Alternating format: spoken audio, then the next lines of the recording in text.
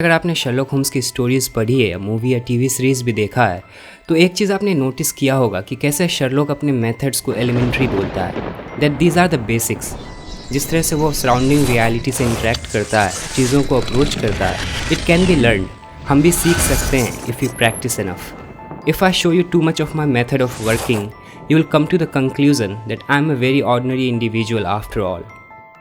He is a mind in thinking. वो कैसे सोचता है एंड स्पेशली कब सोचता है, ये इम्पॉसिबल है कि आप उसके माइंड को एक्शन में देखो और आपको अमेजिंग ना लगे। शर्लॉक बहुत ही ज़्यादा साइंटिफिक अप्रोच रखता है अपने लाइफ में, इस हद तक कि उसके लिए ह्यूमन इमोशन बस एक सर्वाइवल स्ट्रैटेजी है लोगों का। वो स्टोर हाउस है इन्फॉर्मेशन का, जिसे ह्यूमन इंटरेक्शन में मज़ा नहीं आता है, उसे मज़ा आता है ब्रेन वर्क में। कोई भी चीज़ जो उसके दिमाग को एक्टिवली इंगेज करे, he can't live without this. अगर आप क्लोजली शर्लॉक को ऑब्जर्व करोगे तो आप नोटिस करोगे कि जब भी उसके पास कोई केस आता है तो he doesn't just jump right away. ऐसा नहीं कि बस शुरू हो गए, वो क्लाइंट से विक्टिम्स को सुनता है और फिर उन्हें जाने को कह देता है। बहुत केसेस में वो एक्चुअली कुछ भी नहीं कर रहा होता, he just sits in his armchair, plays violin, smokes a pipe. कभी कभी तो वो कई दिनों तक किसी से बात भी नहीं करता है, वो अपने दिमाग में सारे परम्यूटेशन और कॉम्बिनेशन फॉर्मुलेट कर रहा होता है, सभी पॉसिबिलिटीज़ के साथ खेल रहा होता है। एसेंशियली शर्लॉक उस केस को अपने माइंड में इंक्यूबेट करता है, लाइक ए हेन hatching an egg. It's always in the back of his mind. वो जहाँ जाता है उसके दिमाग में ये चल रहा होता है। May be he is not consciously aware of it, but it goes on in the subconscious part of his mind.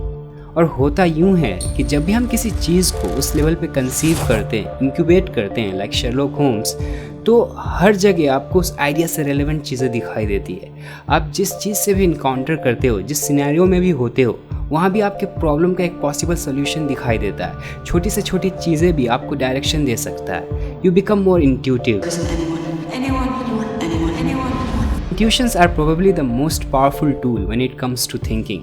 They are the guiding light. आपके ऐसे कई एक्सपीरियंसेस हैं, मेमोरीज है, ड्रीम्स है, जिससे आप कॉन्शियसली अवेयर नहीं हो, लेकिन ये सारी चीज़ें आपके सबकॉन्शियस माइंड में रजिस्टर्ड होती है। It's a big repository of information that we don't know we know. हमें पता नहीं होता कि हमें ये पता है। जब भी हम अपने गट फीलिंग की बात करते हैं, अपने दिल की बात करते हैं, मेरा दिल ये कह रहा है, ऐसे में हमारी फीलिंग्स इन्हीं सबकॉन्शियस ड्रीम्स, मेमोरीज, हमारे सबलिमिनल एक्सपीरियंसेस से इन्फ्लुएंस्ड होती है। जब भी हम किसी आइडिया को इंक्यूबेट करते हैं तो हम पर्पसफुली उस आइडिया को अपने सबकॉन्शियस माइंड से कनेक्ट करने की कोशिश करते हैं। We try to get into a dialogue with our own subconscious and then things start to emerge. आप नए पैटर्न्स फॉर्म करने लगते हो, चीज़ों को कनेक्ट करने लगते हो। The resolution of the input signal gets boosted just like any psychedelic experience. Sherlock does this all the time. कभी कभी वो ऐसे एक्सपीरियंसेस को एम्पलीफाई करने के लिए ही गेट्स ऑन ड्रग्स। लेकिन दुख की बात यह है कि ऐसे सोच के लिए, शर्लॉक जैसे थॉट प्रोसेस के लिए, फीलिंग्स, इमोशंस, रिलेशनशिप, ये चीज़ें डिस्ट्रैक्शंस बन जाती हैं। आप किसी से इमोशनली अटैच नहीं रह सकते हो। आपकी लाइफ से सब्जेक्टिविटी कम हो जाती है, आप चीज़ों को ऑब्जेक्टिवली ज़्यादा परसीव करते हो। आपके पास स्टोरीज कम, एक्सप्लेनेशंस ज़्यादा होते हैं। पर ऐसी मानसिकता कभी कभी आपको लाचार भी महसूस कराती है, क्योंकि कभी कभी खुद को जानने के लिए, खुद को सेंस करने के लिए हमें एक्सप्लेनेशंस नहीं, स्टोरीज चाहिए होती है, फीलिंग्स एंड इमोशंस चाहिए होती है।